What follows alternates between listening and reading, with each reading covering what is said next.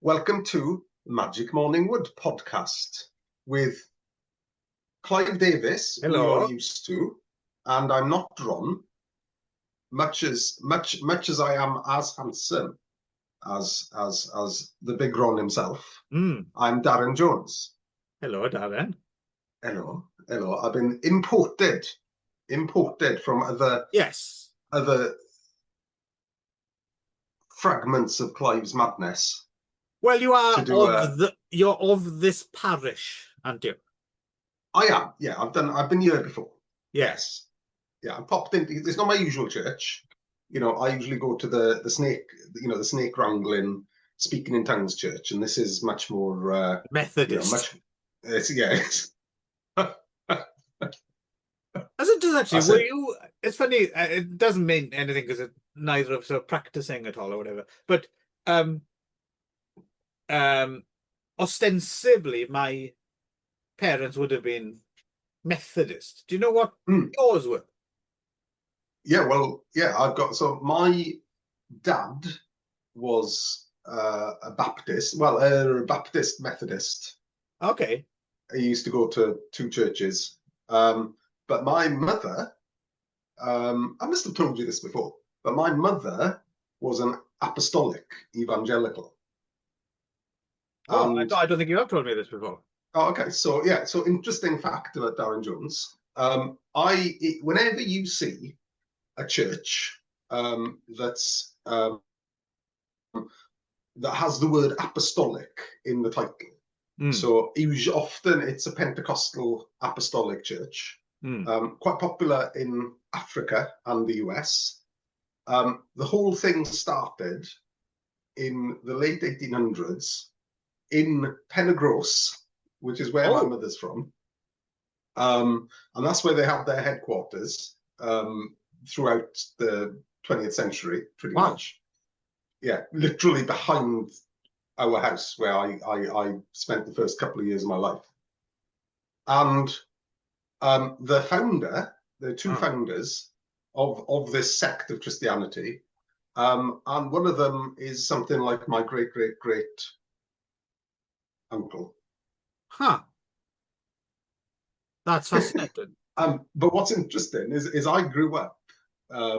So I grew up having this. They had an international convention, right, in this tiny little village called Penrose in South Wales. Right. Yes, I think actually now you have mentioned this before, but not on here. So carry on. Yeah.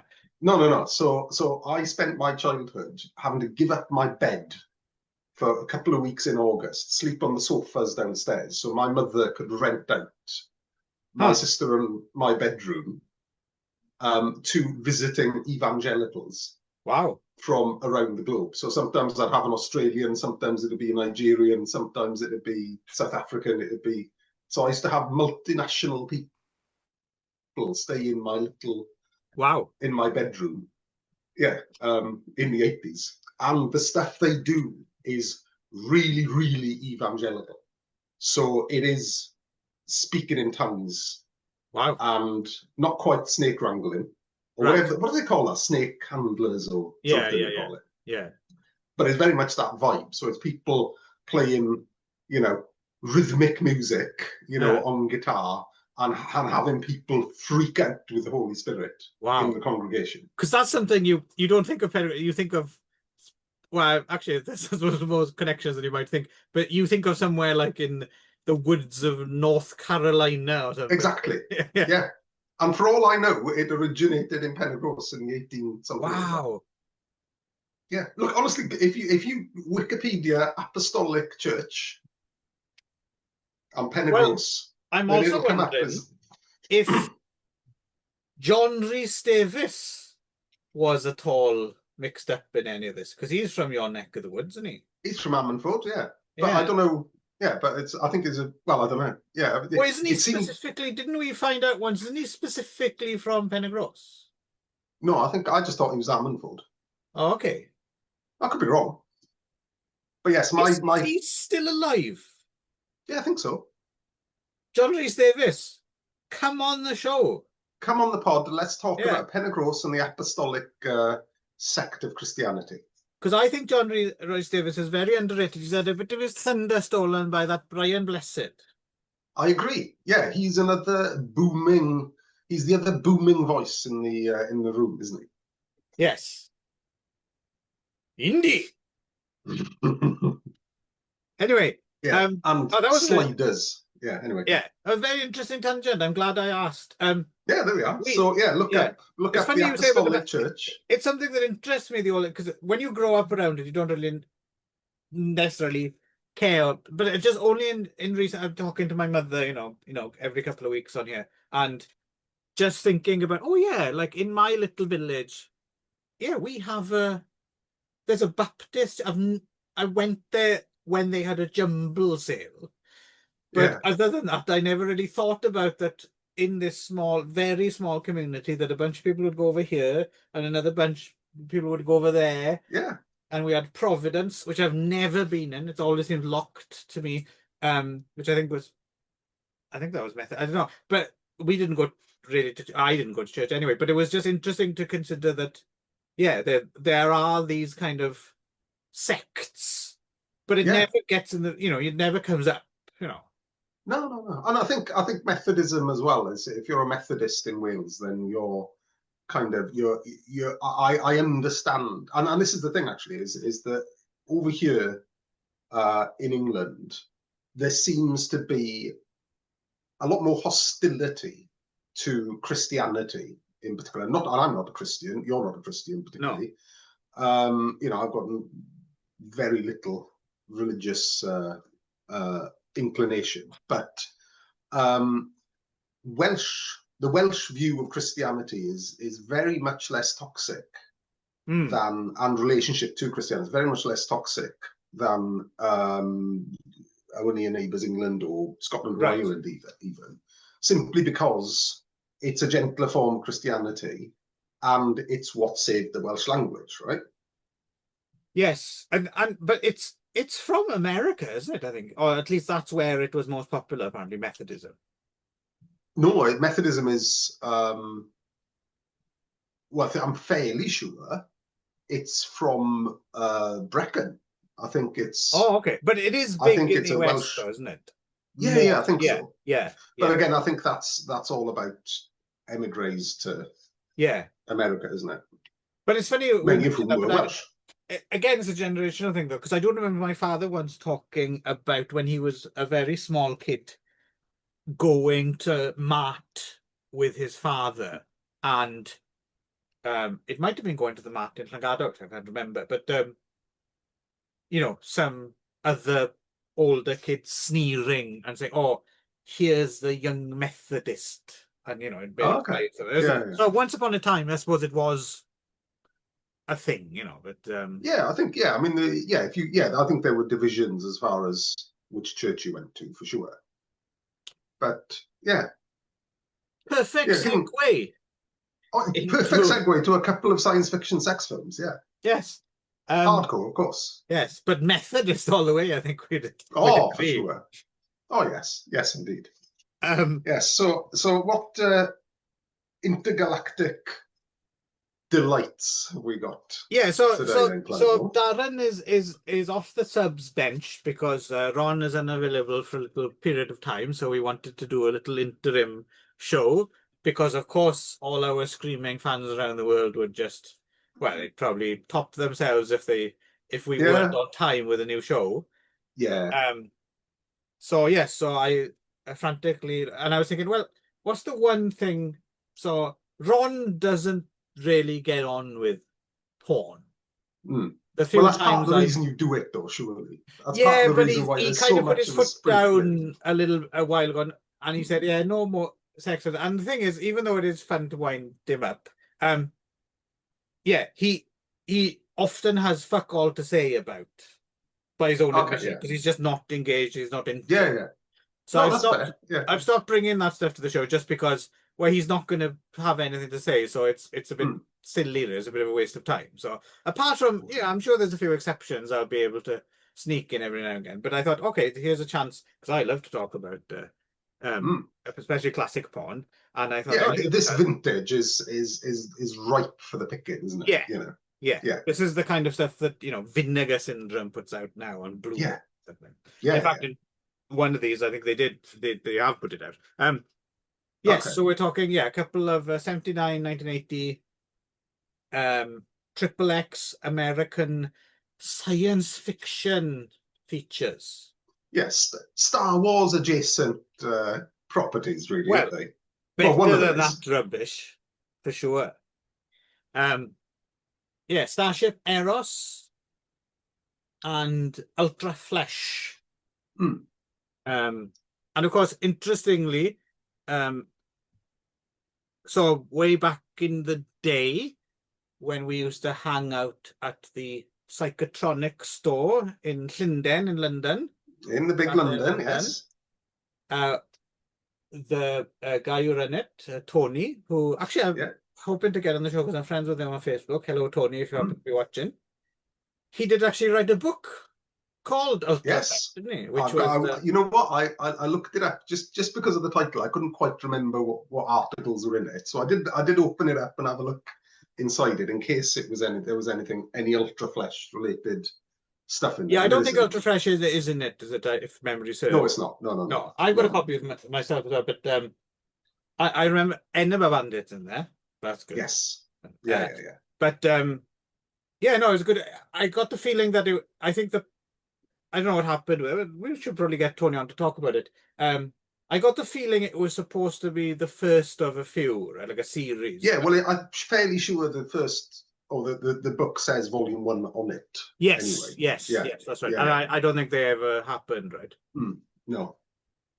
Which is a shame because it's quite a fun book. Yeah, it's great. Yeah, I enjoyed that. So anyway, that was clearly named after. So clearly, Tony at least is a fan of Ultra Flesh. Yeah. But first, let's talk Starship EROS. This was new to me. I'd never seen this before. How about you? Yeah. No. I haven't seen either of them. I'd heard of Ultra Flesh, but I haven't heard of Starship EROS. Right. So from 1979, written by one Scott McHaley, who seems to have directed one other thing called Fast Cars, Fast Women, which I have yet to see, but it's on the Vinegar Syndrome Blu-ray with this. Okay. That's good. Yeah. But it seems as if the producer, Wesley Emerson, he might be the guy. Apparently, he's the guy who shot all the sex stuff.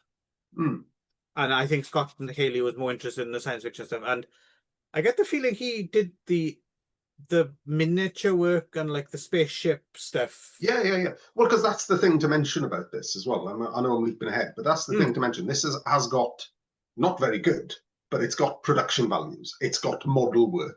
Yes. It's got special effects. Yeah. I thought the flying spaceship-y stuff was possible. Yeah. Yeah. In fact, I wasn't sure that some of it wasn't lifted from. I was wondering, like a Roger Corman, one of the Roger Corman. It looks familiar, doesn't it? It's that the little spaceship, not the big wide spaceship, but the little spaceships. The little look a bit like Battlestar Galactica. Yeah, I was wondering where it was from, and I sent me down actually a bit of it. So I was looking at there's a special video effects, whatever that means. It might mean something else, but I thought it might mean that by Sunrise Canyon Video. Yeah, I noticed that. And Sunrise Canyon Video, the other thing they worked on is there's that film from 1977 with Christopher Lee called End of the World. Do you remember that? Okay. Christopher Lee and is a priest in a convent, and they're actually aliens who are trying to destroy the world. No, I don't think I've seen that. Odd, not very good, quite boring, but odd little film. So I actually rewatched End of the World because I thought it might be from there. But so that was a dead end. Yeah. And it's and Star Wars is stamped all over this. As much as you dislike Star Wars in its original form, yes, then this is the Star Wars porn takeoff. That's the paradox of Star Wars. Is on the one hand, I don't want anything to do with it. On the other hand, if you don't have Star Wars, you don't have this, and you don't have Star Crash. Exactly. So it's a frame of reference, right? Yeah. And I mean, and this in this, they're going so far as to dress someone up as C-3PO. They do. We'll get to this. We're going to get there. That's all right. I'm racing ahead. Yes. So Wesley Emerson, as well as a whole bunch of porn, also directed a Mondo tape, Inhumanities 2, from 1989. I don't think I've ever seen it, but it's a kind of a light Mondo thing. But parts of it ended up in like Faces of Death 5 or something like that. Though, All right. Yeah. Late stage Mondo, really, isn't it? Yeah. Yeah. So, in the far-flung future of 1995, I know. Yeah. Who we'll never get there. Not in our lifetimes. No. Well, again, flying cars, teleportation, C-3PO, but with pubes and hair. Yeah. So yeah, there's obviously some kind of Star Federation or something, and well, I think, I think in what there's a line of dialogue where it's called something like the World Feminist Federation or something, isn't it? Or like the Intergalactic Feminist Federation. Feminist Regime Starship EROS is the full name of the vehicle they're piloting. Yeah. So the commander, played by Laurie Rogers. Yeah. And they have a new executive officer on board, as played by Becky Savage, or Becky Saunders. And then I think probably, I'm guessing, both our favourites, both ours favourite, is Beth. Yeah, yes. Although a little bit young. She's looking a little bit young there. Oh, okay. I will no, say I'm not saying she's not my favourite. I'm just saying she presents quite young. Okay. Anyway, yes. So I'm struggling now. They do have a mission, right? They go out and they have some sort of fight. Yeah, I've got a handle on this. Oh, so, go for it. You go. As with all the weirder things, for some reason clear eyes. I can get to the nub of the plot straight away. So it's your Rain Man-like ability.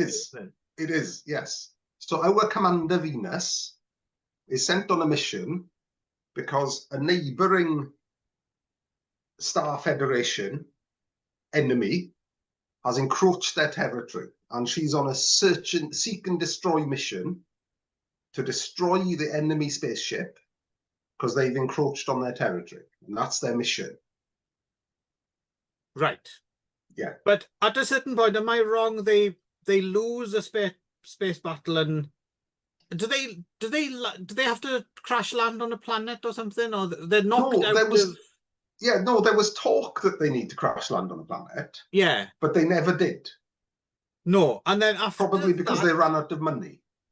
Maybe. And after that, they do get. So someone beams on board in like a Xylon-like helmet, another one. Yeah. So they capture them, don't they? So they have a little space battle. I was a bit disappointed there's no laser beams in the space battle. It's just little lights, little diodes that light up on the spaceships. And then they and obviously they're like, when they capture they're like, their first thing is, you have to learn what a cock is. That's the lesson that needs to be learned. So C-3PO? Yes. So anyway, but before that, it's established that the enemy fighter pilot comes from, and I think I did write this down, they're the Amazoids.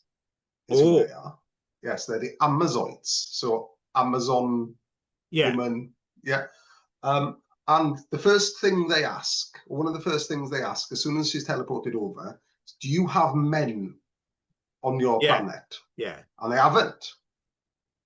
No. So then we have to get C-3PO to give her a good see into. Yes, and so we've mentioned it a few times, but we should establish. Yeah, so basically, there's a man, or a robot. Actually, he's a robot. Yeah. With a C, it is a C-3PO. It's helmet. definitely C-3PO. Yeah, I don't know where they got it from. I think you could probably just buy them in toy shops in Yeah, you probably could. Yeah. Yeah. No other robotics. He's just wearing like. He's got like some sort of golden vest on, hasn't he? He's got like a gold vest. Yeah. But basically only that. Yeah. And his cock's out the whole time. Yeah. But what? Yeah, and this is why I keep repeating that phrase from the Goldie Looking Chain song. Yes. It's C-3PO, but with pubes and hair. Because you'd think, you know, I'm not asking them to paint it gold or even silver, because we know that had come off on the lips and all that, right? Yeah. But I think he could have got rid of the pubes. If Lena Remay can have that sparkly thing in Shining Sex on her mouth, there we go. Then yeah. By some sort of silver merkin would have been fine. By the way, Shining Sex is interesting. Another tangent, but so we first saw Shining Sex. Speaking of Psychotronic, I think we got it at Psychotronic. Yes. Fucking a million years ago. And of course, upon watching it, was ha ha ha, this is awful. Blah, blah, blah. Yeah. I rewatched, and that's how I would have reviewed it. And unfortunately, some of the stuff stands out, but some of the stuff in my first book, I'm quite embarrassed for it to be in print because my opinions have changed. So, but that's a thing. I watched Shining Sex again a couple of years ago. And I don't know if it's the devilish influence of that Stephen Thrower, but I genuinely now think Shining Sex is kind of a masterpiece. Okay. Yeah, I'll go back to it. I will go back to it. It's really fucking hypnotically. It's not. It truly is something remarkable, I think. But it's interesting. We were talking about this earlier. Well, not on when we're doing our other show, talking about Godfrey was the Dragon, the Hero. Similar thing, right? You just don't have the eyes to see it. No, exactly. Yeah. And sometimes you need a bit of prompting. You need someone else to show you the way. And certainly when it comes to Jess Franco, I've slowly come over to appreciating myself. But reading the have you got the Stephen Thrower books, the Franco books? No, I haven't. Fucking get them, because they will totally rewire your brain in terms of thinking about that. I've gone back to Franco since, it's probably in the early 2000s, and I did have much, much, much more appreciation than before, because Jess Franco was kind of, he's kind of, he's the Ed Wood of Europorn, kind of. Right. I had that kind of view in the 90s when I was first watching them. When we were all went back to them. Yeah, exactly. And I went back to them, and I think, what was it? What was it? The chain? What's the prison one? Is it Barbed Wire Dolls? Barbed Wire Dolls, yeah. Yeah, I slow motion. I watched Barbed Wire Dolls in the cinema. I saw it at Eurofest. Yes, I remember. And then I got it at I got a special edition Blu-ray. No, a DVD back then. That came out, and I whacked it on again on there. I think, oh, hang on, actually, Franco's actually doing something here. He's not just hacking at celluloid. He's actually doing something. No, and there's so much of it. There's so many phases, and it is definitely, and that's your guide. Those two throw books is the guide to really, one of the most important bits of genre film publication in the last 20 years or whatever. Yeah, so there's no men on the ship. There's only C-3PO. Or actually, what's his name? Quasar, is it? I think he's Quasar, yes. Who's played by... So that's Mike Rogers, isn't it? Who's also the servant that she... Mike Ranger. Sorry, Ranger, sorry. Yes. Yeah, that's right. He's the servant at the beginning. Yeah. And I have this thing as well, is whenever, especially in a production like this, whenever someone's in a bad mask, I always try and look through the eyes or look through the mouth to see what's going on behind the mask. I don't know if you have that. No. And also regarding C-3PO, Quasar, who in the credits is playing himself. Yes. If you notice. Weirdly enough. And Mike Ranger gets credit as the servant, I guess. But yeah. But yes, if you compare, Quasar it's as the himself. same cock, isn't it? It's the same cock. Yes, it's the same. It's the only cock in the film, in fact. Yeah. Quite a good blowjob scene with Becky Savage. Actually. Yeah. There's not a lot of fucking in it. There's quite a lot of lesbian action, quite a lot of blowjob, not a lot of actual fucking in this one. No. And that's fine. There's a reprimand with like a toy. Oh yeah, so there's like what is it called? A punishment chamber, I think they call it. Yes, because she's sucking off CP3. She's supposed to be just popping out to do something or other, but I think she's meant to get changed or something. Yeah, that's right. Yeah. And instead she sucks. And this is the thing with C-3PO, is he has to have his cassette changed. Yes. In order to program him to activate his dick, but also to make him come. Yes, except the big surprise ending, spoiler alert, is he's able to come without having been programmed to do so. That's it. So it's a lot. It's like it's AI. It's like a Christmas miracle. It's becoming, yes, God bless us all. It becomes the singularity, isn't it? I think is when CP3 or Quasar can come without being programmed. Yeah. And not that most of these films are watched for the plot, but on the plot, as far as the plot dynamic goes, I was a little bit disappointed that, intergalactic peace wasn't established at the end. Right. It's just, come shot, captain's log, on to the next mission. Yeah, well, I would like a little bit more closure. What with all them captain's logs? I'm glad we didn't watch the scatological version. Yes. Because there's a lot of them logs. No doubt. Yes. But I mean, this is a whale of a time, I think. Yeah, I kind of enjoyed it, I have to say. It's interesting. The other reason I kind of brought it, they're not just totally random. I also kind of, like I said, I've talked to this about Ron, for example, but he doesn't share the same. Like I said, it's just not his thing, so I can't really. I've talked about it, but I'd be interested to talk about you. So, for instance, my history with this kind of vintage golden era porn is, a few exceptions aside, like Deep Throat is great fun because don't get your goat to go row a boat. That's all she wrote. Deep Throat. It's just fucking silliness all the way. And obviously classics like Forced Entry and Water Powers that crossover into horror territory. I think in the past I've found it difficult to get on with, because obviously there's regular porn that you watch. It's an utility, right? You watch it. And there's it's functional porn. Yeah. And this is entertainment porn, isn't it? And I've always found it a bit difficult to get on with sitting there because it's porn, so it's inevitably going to get you in that frame, even if you're not into exactly what's going on, and you're into that frame of mind. But in the past, I don't know, 5-6 years or something, I've actually kind of grown into, I'm able to sit down and watch, a vintage porno feature from beginning to end. Yeah. I can just engage with it. I can sit there and I can have a hard on or not have a hard on or whatever. But I can engage with it and enjoy it. Is it similar for you, is it? Yes, absolutely. Yeah. And I think ironically, I think some of the stuff that killed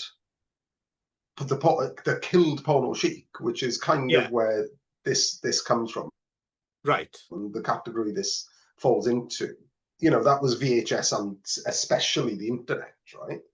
Now that we have readily available vignettes of porn, right, little 10-minute segments, 20-minute segments, 5-minute segments, whatever they are, that are readily available just within 3 clicks. Or whatever, then you can use porn functionally as an ablution, right? So much easier, and conversely, you're not reliant on this sort of porno chic stuff that's hit and miss at best, right? Right. As far as eroticism goes, which means you can kind of enjoy them as productions rather than, you know, waiting for that really erotic moment that's going to get you off, right? So ironically, I think it brings an appreciation of but also porno chic, which is I what think I'm calling it. The change for me is also, like, in the past I would have felt like if I'm not there to do my business, then otherwise long sex scenes are kind of boring, right? But for some reason now I can watch them. Do you know what I mean? I'm fully engaged. So in the case of Starship Eros, I'm not about to say it's any kind of masterpiece by any, and it only runs 6 or 7 minutes. But you know, I didn't fast forward, I didn't get bored. I watched the thing from beginning to end, and it's fun, you know. But I think the other thing is, is watching something from the 70s and 80s in terms of porn is the women kind of look different, the men kind of look different. Yeah. And, you know, be that pubic hair or whatever it is, right? Or hairstyles or whatever, you know, and body type as well kind of changes. You know, there's not a lot of silicon happening in the 70s and 80s. No. That's, you know, so you can kind of watch it for the joy of seeing it as sex out of time, right? As a time capsule of sex, rather than something functional or something. So there's always something grabbing your interest. Yeah, I think the thing with pornography in general as well that's always kind of fascinating is it is in that weird twilight world where no matter how fictional it is, there's always the mondo element that people are really having sex, right? So it exists in that strange in-between world. Right? It's not, Starship Eros is in no way a documentary film. But at the same time, it is actually really documenting these people having sex on those sets or whatever. So that in itself is kind of interesting. Yeah, and also, you know, modern porn is, I think, I know there are examples, you know, of humorous modern porn films, you know, porn films with fantasy elements or whatever. I know they exist as well. I don't particularly interact with them very much, but there's just something about the sincerity and kind of abandon and I think the performers as well as the filmmakers are interacting with these films. Right. You know, it's clearly obviously not a labor of love, because, you know, if you're gonna do sex on camera, you want to get paid, right?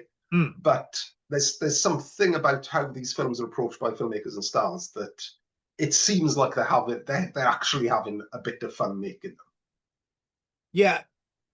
And then the other thing as well is it's more personal thing with me. I'm wondering how if this is something you know. So I think when I was younger as well, I think maybe the thing is I was either on or off. So if I'm watching something like this and I get excited that I want to go and not going out, and then after I've done that, I'm not necessarily as engaged in. As I get a bit older, I'm more happy to sit there, you know, with the hard on and getting lightly buzz. Like, there was nothing in this film that particularly made me think like, whoa, anything. But you know, it's just a light kind of, you know, and I'm quite happy to sit there and not do anything about it and just be vaguely aroused and go about my day wearing that. And it's not like I gotta fucking, you know, I've become more comfortable with carrying that around. Does that something that sound familiar to you? Yeah, for sure. Yeah, and but also I think, because I know you may have those facilities over in Japan, but I think that also, you know, puts me in mind of the you know, the 42nd Street experience, right, or the, you know, not Raymond's Review Bar, but, you know, the Red Light District Theatre experience. Yeah. Right. That we didn't have, right, during our various sexual awakenings, right, throughout the years. No. We didn't have access to that. So, you know, it's no doubt, you know, going to 42nd Street, seeing Deep Throat, Devil and Miss Jones, this, whatever the hell it was, right? No doubt there's a fair bit of fluid flying in the back rows. Again, that's something I've been lucky enough here to actually finally experience, because it still kind of exists here to a certain. So absolutely, going and experiencing that definitely gets you more engaged in that kind of thing as well, right? Because, but what I'm saying is that I think that now that you're not viewing it as a functional ablution, you're actually staying around to be entertained. The reason you put this on is actually to be entertained rather than any sort of functional, you know, wank bank situation, you know? Well, and I think that's part of the motivation for when these were first out in 42nd Street, you know? Yeah, well, you say that, but I think for me it's half and half. So I actually do. They are functional for me, but it's not. So, for instance, I wasn't sitting there jerking off to Starship EROS, but it definitely was part of a process that day that I watched it that finally led up to me jerking off later on in the day to something else. It was like, it's just kind of, I don't know, I find this wouldn't have been the case back in the day. I just would have found it frustrating. But now I like that idea about watching something like this in the morning or the afternoon, not doing anything about it, but it just snowballing with it, and then I'll go out for a walk, and I might see some girl on the street or something, and then that you know, and it's just frisson, right? Yeah, exactly. Frisson. It's the same thing as couples going to a porn theatre, right? You're not going there to fuck in the aisle. No. You go in there to inspire you for later. Right. You know, and providing that kind of frisson. Yes. But in the case of these two films, you know, they're so silly that they're entertaining too on an objective level. If you cut the porn out or put some softcore inserts in or whatever, you know, whatever the hell, you would still have a ball with this just because they're both a bit silly, right? I tell you what it would be, Darren. It would be as entertaining as Cinderella 2000, which is, of course, a favourite of yours, I know. It is. I love Cinderella 2000. But, Darren, I just don't know. Where do I plug it in? Well, very apt for our Quasar moments. Yes. Yeah. I'll tell you what, the one thing that annoyed me about this was costume design. Right? Okay. Because at a certain point, right, you've got a man in, like, you know, leggings and like a bodysuit with, you know, bits over the top to make him look a bit like a robot, right? And instead of having a fly, right, or something, he's got like this kind of contraption, like a codpiece thing that has to be peeled off. Yes. And it looked really weird doing that, almost like it was a diaper, like a nappy coming off him. I didn't like that. But that's the only thing I didn't like. Yes. But however, I feel it's not going to be the hill that you die on, right? I'm not dying on that hill, no. You're right. That would be a very silly hill to die on. Yes. By the way, we watched these as files independently that were bought and paid for, no doubt. But I was talking to my friend about Starship EROS, and she wanted to see it. And so I just found it on like Pornhub. It's just out there. Oh, really? Most of the vintage stuff seems to be on. Yeah, that's true. On the porn sites as well. So that's you. If anyone wants to go and see it and have a good time with it, then you find it with Google. The only problem with that stuff is sometimes you have to put up with pop-up ads and shit like that, right? And also, depending on which site you go to, I'm sure as well I've ended up with malware on my PC and stuff. You know, nothing crippling, but just annoying shit. Where you get, but I think it's weird. I get these things every night. Like, I'll go to a certain, I don't know which one. I'll go to a website and immediately I'll get these pop-ups in the corner of my PC for about a month. And then they just go away again, which is kind of weird. I would have thought stuff like that just lasted forever. But apparently, it does have some kind of internal timer or something.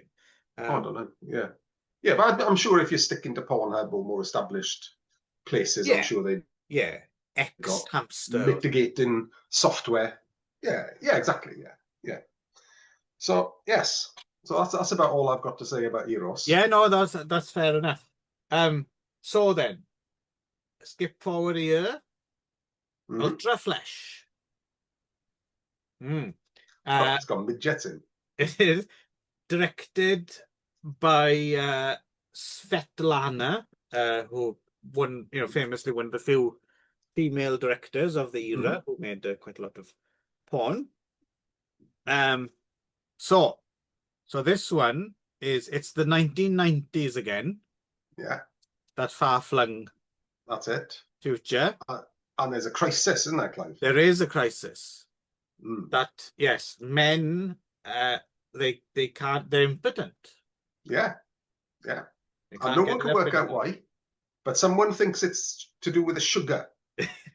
This is Lisa DeLue, as a German scientist who's convinced that, it's sugar, it's too much sugar consumption. That's the problem. Yeah. Which, is an interesting, not entirely bullshit conceit, right? It's something that has come along, a way of thinking that's come along since this film came out that is a lot more legit than when it was new, I think. Yeah. However, Jamie Gillis humming it Sugar up. Man. Yes. So yeah, he's he's basically Fidel Castro, isn't he, basically? Yeah, he's like a banana republic dictator, isn't he? Yeah. And he's convinced the American president, played by Tyler Reynolds, that no, we eat sugar all day long down here, and we're fucking like rabbits. And to prove it, he invites the president and his entourage to go down south of the border, where, well, basically it's a banquet and a sex show, isn't it? Yeah. With like a disco dance number in the middle. Yes. Yeah. And Candida Royale, I suppose the main is Candida Royale being lowered onto I think it's our mate CP3O again, isn't it? Mike Ranger, I think. Oh yeah, that was a good scene actually. Yeah. However, turns out that Sugar Man is not of this earth, is he? No, he's from. Oh, now did I make a note of where he's from? He's from the planet Freon. Oh, there we are. Is that where he's from? Yeah, where it's very, very, very cold. That's it. So he has to take ice baths so he can survive on Earth. Yeah. And apparently Freon is heating up, so they need to find another planet to colonize. That's it. So they're the people involved with making humans impotent via sugar. So in fact, Lisa DeLue is right all along. Yes. It is the sugar. Yeah. Now, luckily, there's an intergalactic patrol with like I don't know how, there's a bloke in green latex. Yeah. Well, funny enough, talking about Star Wars, talking about C-3PO in the last one, we've got a sex Chewbacca in this one. Yeah, he's basically a Wookiee with his cock out, isn't he? Yeah. And none of the other ones have got their cocks out. No, only the just only him. And another guy painted red. Yeah. Anyway, and they decide, right, enough is enough. So let's get Ultra Flesh out of retirement. Yeah. So this is, of course, as she's always described anywhere, whenever you read about it, platinum blonde goddess Sika. Yeah. So she is sent, and she has the power. She uses laser beams, and immediately men get. Well, they don't come from there, Clive. No, they come from here, yeah. And everyone around, boing, boing, Yeah. boing. Yeah.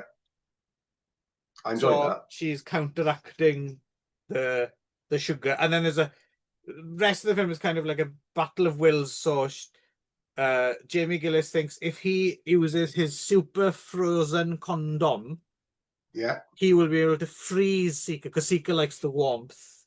Yeah. And then but then she's gonna try and conquer his frozen condom with her hot snatch, I guess.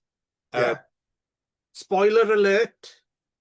Seeker wins at the end. Yes. And Jamie Gillis is reduced. He kind of shrinks down and disappears, isn't he?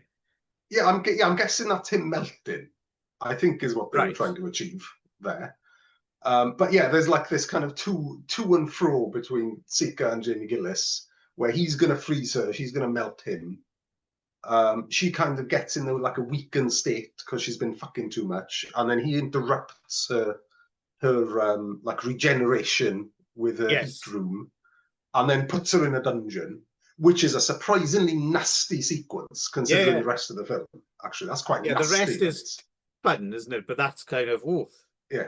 There's a little bit of that's a little bit Jamie Gillis enjoying himself. Oh, no doubt. Yeah. And in the middle of this, you've got these sequences with the little people, right? One of whom is called Mr. Shortstud. Yeah, well, it's interesting. So I'm assuming you must have recognized. So there's two. There's the main, and there's another one played by someone called Georgie Vegas, who I've never heard of before. Yeah, I think he's the Don't Look Now one, isn't he? Yeah, exactly. Yeah, and they have a car chase involving a bicycle and a pram, which is quite funny. And a literal Benny Hill chase sequence, just without the yakety sax. But did you recognize Jamie Gillis's henchman? Do you recognize him? No. So he's Louis de Jesus. He's the assistant in Blood-Sucking Freaks. Oh, is he? That's him. Oh, fair play. And he's in quite a bit of porn. He's also his most infamous kind of role. He did a short called The Anal Dwarf, which is one of the finest film titles of all time, I think. Well, yes, yeah. So yeah, and they're like his henchmen who are really horny and keep trying to have sex with women, and they have sex with the scientist, don't they? He cons the scientist into having sex with him, and I can't remember why. There's some sort of blackmail going on. If you don't have sex with me, that's it. There's a snake. The other one's got a snake, and she's frightened of the snake. So he says, "If you don't fuck me, I'll set the snake on you." Yeah. I've used that line a million times. Well, always works. Yeah, but what you didn't have, Clive, which the midgets have got, is a giant green cock on wheels. What makes you think I don't have one of them? Well, it can't be on wheels, Clive. This giant green cock also, amazingly, is in another film as well. It's also in...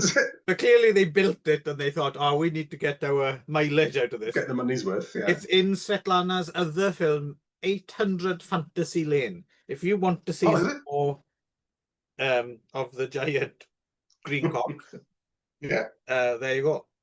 Yeah. The other sequence in this that is not a fantasy sequence at all, but is arguably the weirdest bit in this, is just before Ultra Flesh comes to Earth. There's like this conference of world leaders, and they all start arguing, and they work out how to settle their differences. And the way they do that is they go on the dodge jumps.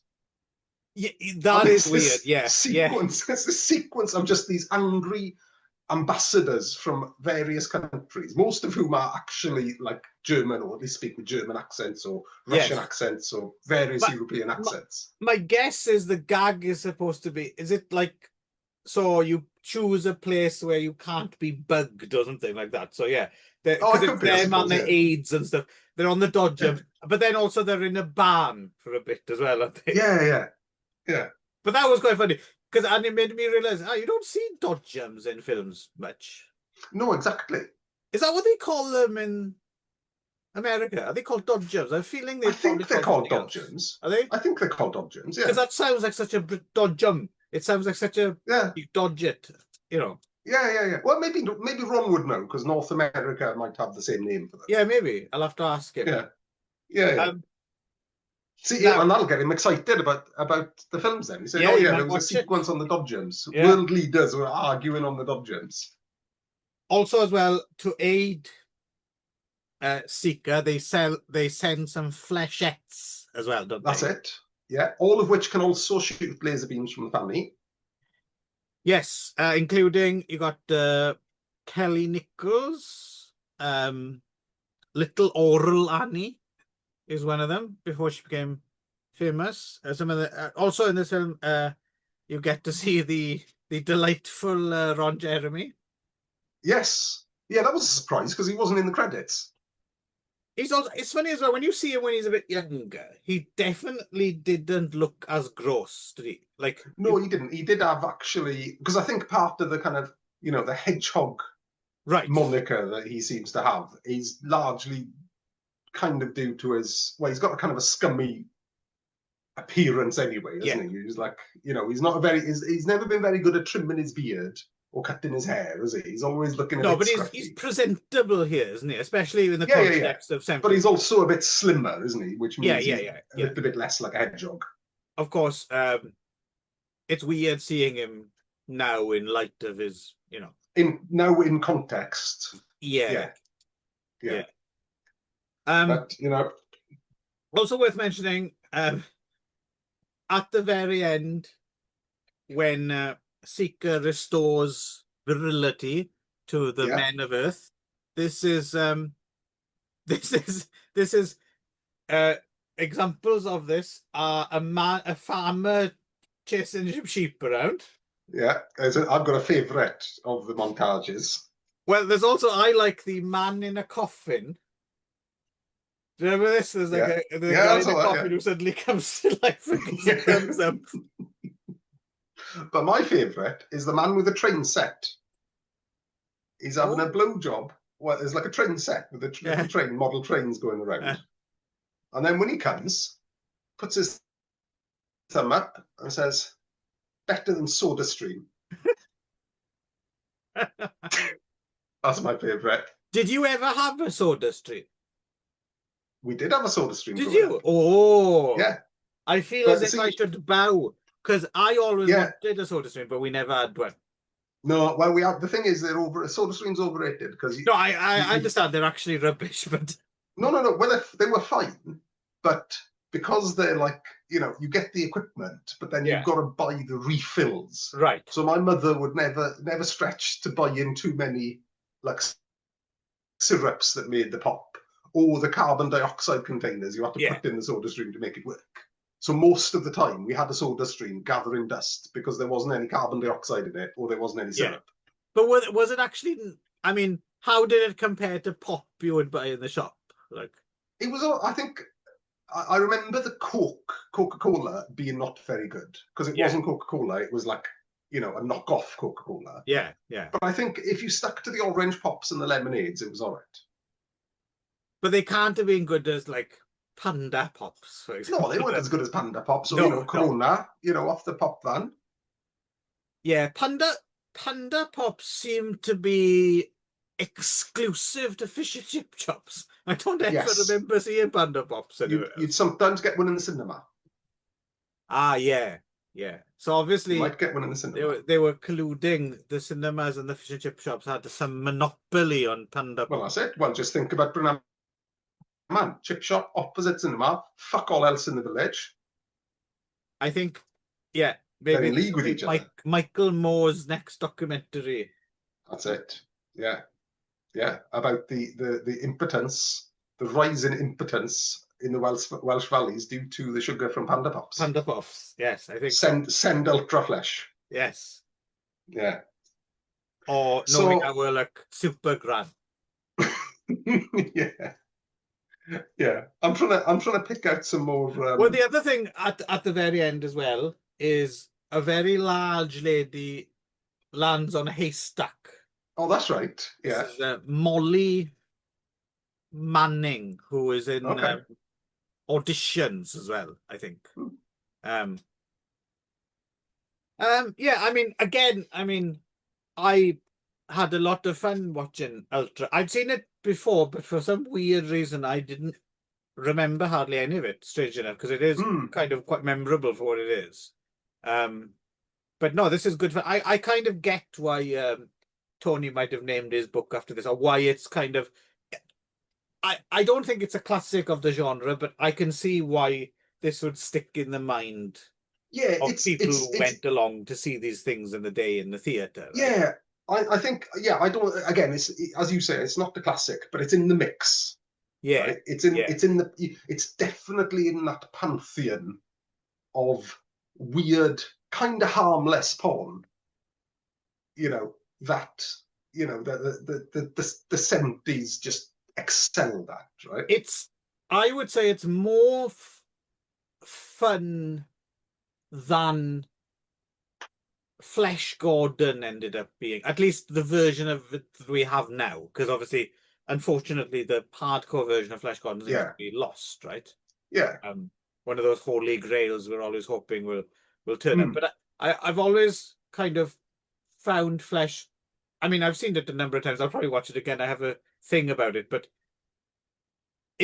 Flesh Gordon doesn't quite live up to being as fun as I want it to be.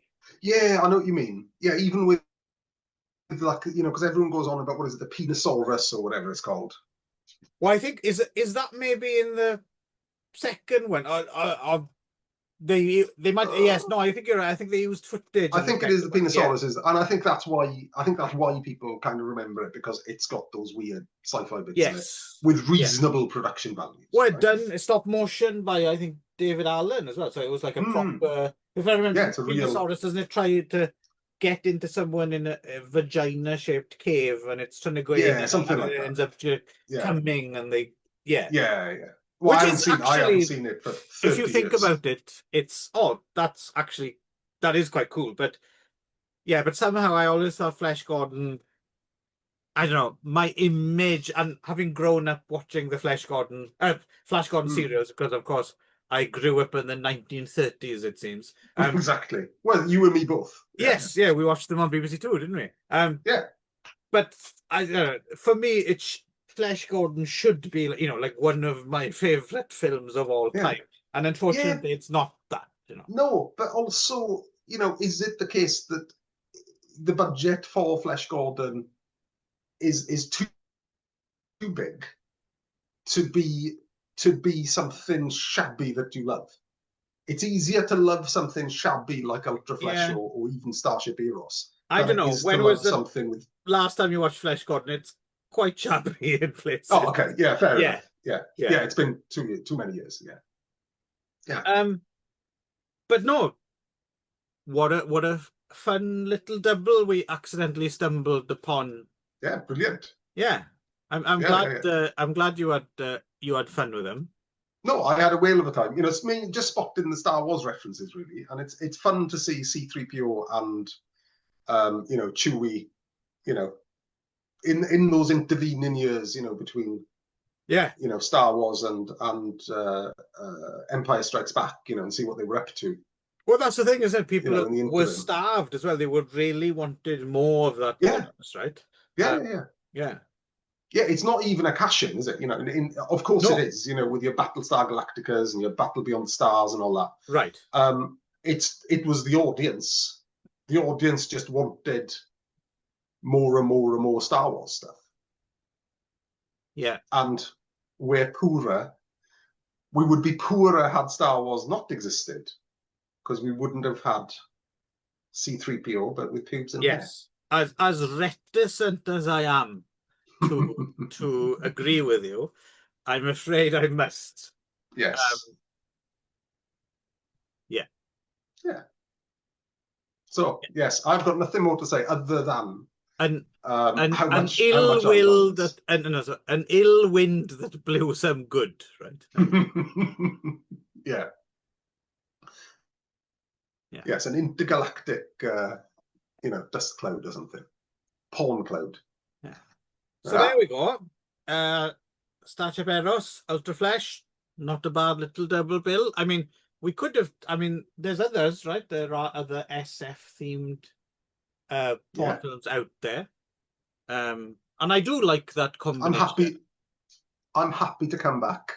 Yeah, there we go. So next time Ron is unavailable for a period of time, we'll make a date for some more XXX more sci-fi porn, SF porn. I'm into that. See you then. Very good. Bye bye.